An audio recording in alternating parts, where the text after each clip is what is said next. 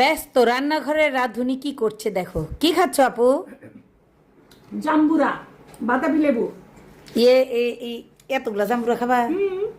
এই ডায়েট করে ভাত খাওয়া বাদ দিছে, সুগার খাওয়া বাদ দিছে, রুটি খাওয়া বাদ দিছে, মুড়ি খাওয়াও বাদ দিছে। আলু তো খাই না, এখন খাই খালি সারাদিন আমরা জাম্বুরা, লটকন, পেয়ারা আর কি কুশল মানে মানে ওই আপেল কমলা খাওয়া বাদ, ডালিম খাওয়া বাদ, এখন খালি সব এই যে দেশি দেশি ফল এগুলোই হচ্ছে এখন খাওয়ার।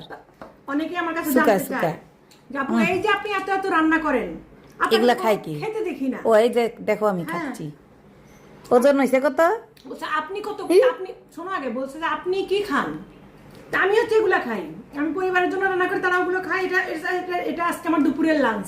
হ্যাঁ, এটা আজকে আমার দুপুরের লাঞ্চ। মানে এখন বাজে হচ্ছে 1:30 ওজন দুপুর। কমেছে 5 কেজি, ওয়াল্লাহ, আর 5 কেজি কমাবো। ওই